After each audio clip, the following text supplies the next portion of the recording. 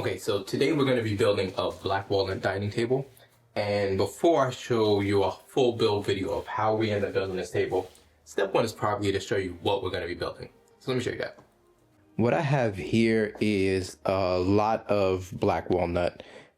The table is going to end up being 10 feet, so these boards are definitely oversized for that purpose.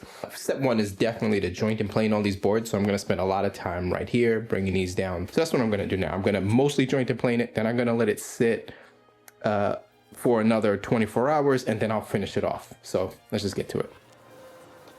I'm not going to make you guys sit and watch me joint and plane 20 10-foot black walnut boards. That would be super boring. But this is kind of the meat and potatoes of the process. You've got to get the lumber nice and flat, nice and square. Shout outs to my pajamas.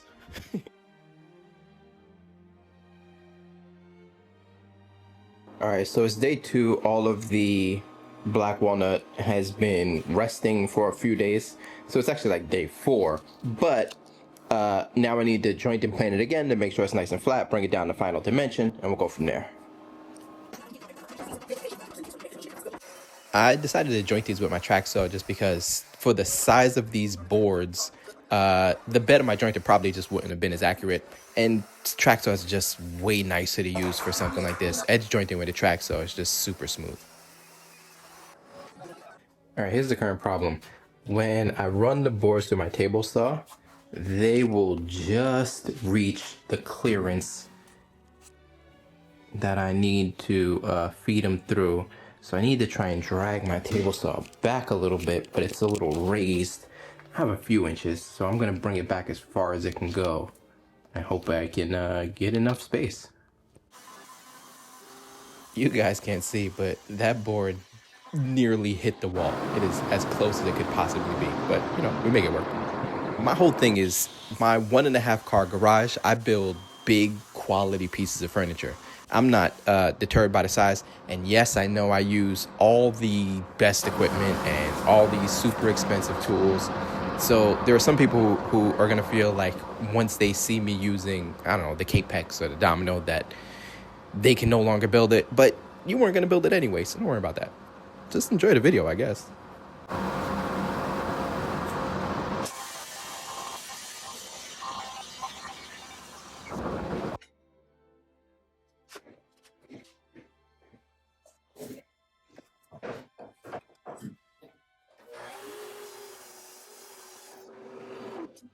So laminating up all the legs for the table, I did it kind of in pairs so that I could use fewer clamps to get all the boards and have the pressure from the boards giving it a little more a squeeze out of glue.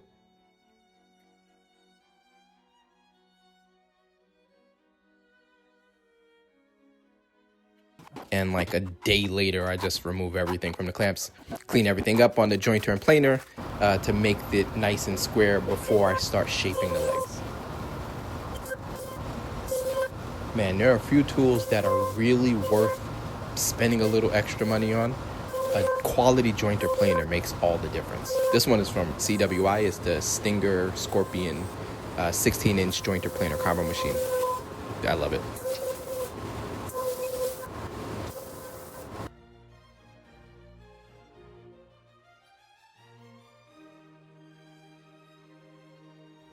Okay, so now we need to give the legs this profile that it has here, and just first we got to give it the shape, basically. So I'm just starting to grow the channel now. I plan on releasing a new video every other week, and hopefully you guys will stick with me. I know you're taking it on faith right now because this is kind of my first real build video, but I would love your support if I am entertaining in any way, if I can help you in any way. Let me know. Also, please like and subscribe. I know you hate hearing people call out for that stuff. I hate it also, but it really does help.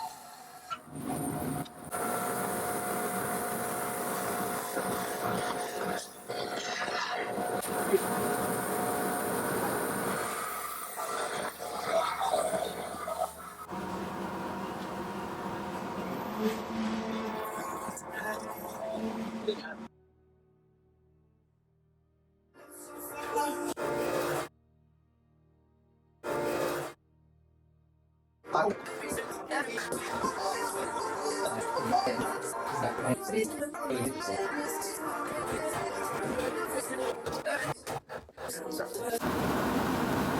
call my Avid CNC Optimus because of the color scheme. Man, this is the best machine in my shop, by far.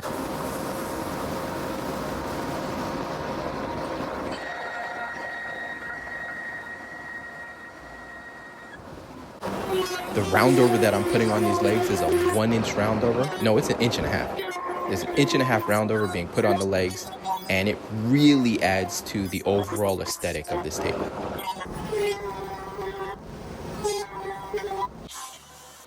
The dominoes that I'm using here are 14 millimeters, and they get super expensive when they get that large. So I'm using this profile cutter from Woodpeckers to cut my own domino tenons from the offcuts from the material.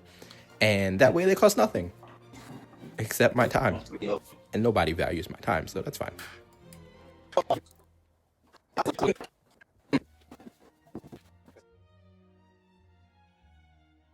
So what I'm doing here is laying out the boards to try and get the best orientation for each of the boards, just from a grain match, and trying to make everything seem as seamless as possible.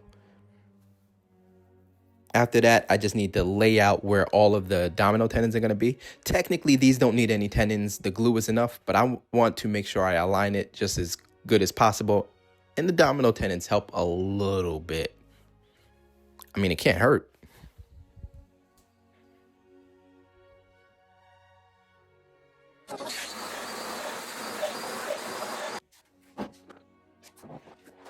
The foreman came by to make sure I was working.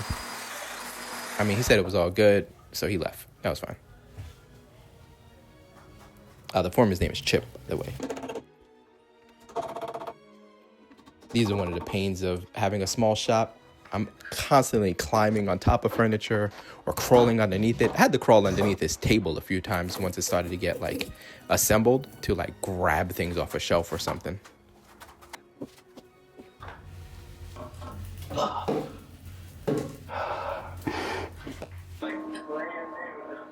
That's the way the legs are going to be oriented.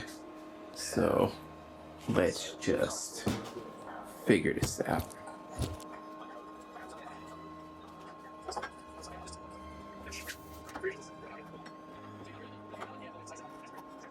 My miter saw couldn't cut all the way through the skirt, so I had to trim it up with a flush trim saw. And then there was a little nub left behind, so I peeled off the wax from one of these blue spruce chisels so I can clean it up all nice and spiffy. Oh, these chisels are amazing.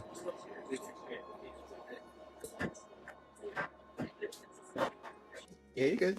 I had some friends come over and they thought they were coming over to hang out. Wrong. I put Hunter to work immediately. Shout out to Hunter. He just plunged a whole bunch of the domino tenons for me. This whole table is held together with domino tenons, just in every direction, every joint. I just kind of refused to use metal fasteners in any parts of my table. Here what I'm doing is inlaying my logo, and I use a contrasting piece of wood. So this material is black walnut, so I used a piece of maple with my logo laser engraved on it, and I inlay that in to give it a little, bit of a pop. One of the things you might notice if you're paying attention while I'm building this furniture is my clothes keep changing, for sure, because this, took several weeks to build. But also, I might have the same clothes on later in the video that I had on earlier, and that's because this wasn't shot in sequence. Like, I'm doing a bit here where I might be gluing up some boards, and then the next day I might be shaping the legs so it doesn't flow. I also used this shape of origin on the top of the table where there were like visible knots that would weaken the stability of the table.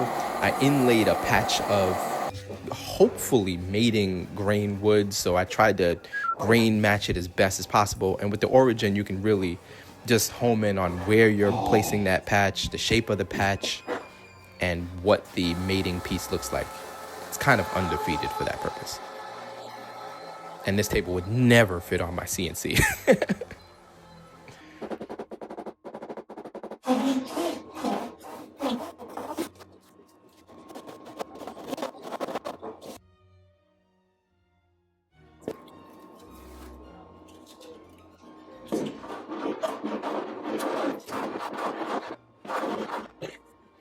On the underside of the table, I just filled all the little knots and stuff like that with some Total Boat epoxy, tinted it black. No one will ever see it. And I like black epoxy with black walnut. It looks awesome. But I just wanted a cleaner look for the top.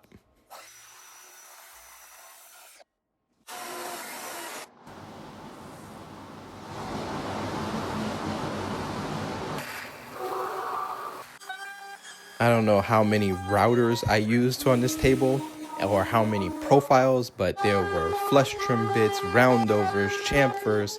The top edge has a roundover, the bottom edge has a chamfer, the radiuses around it. There were just routers everywhere.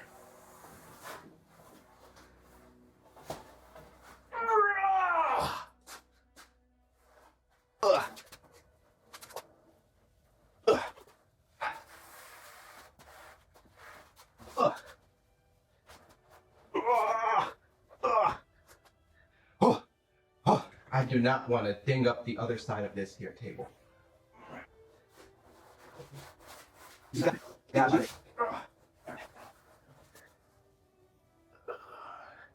It's okay, I have it recording on my camera.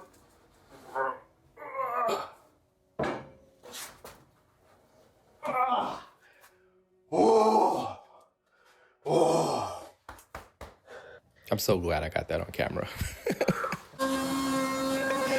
So now I'm cutting. What I noticed was the chamfer that I cut the first time was a 45-degree chamfer, and I wanted a 60-degree chamfer. After I saw it, I wanted to, make it look sleeker. So the chamfer closer to the top was cut down to 60 degrees, and I wound up doing a double profile and hand matching that angle with the hand plane. I had to go all around the table.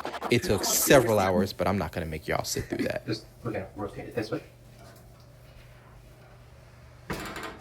I did most of the work when I needed to flip and lift anything solo, but because I didn't want to destroy the base of the table, I called in help from the real cross and miter.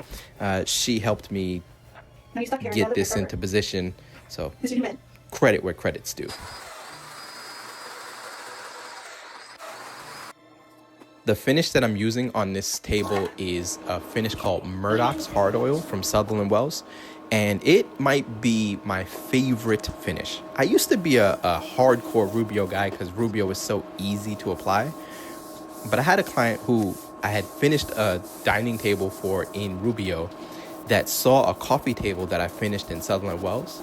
And although they were super excited when they had gotten their dining table, when they saw the coffee table, they were like, oh, the next thing you build for me, can you finish it with this? And I've never looked back. I will only use Sutherland Wells. One more coat and I'm done of the hard oil. If you're looking to try out the Sutherland Wells finish, I have a friend who has a discount code. It's not even mine, so you're not even supporting me, but his name is Honer Farms, so you can use code Honer Farms at checkout and save 10% off your first order.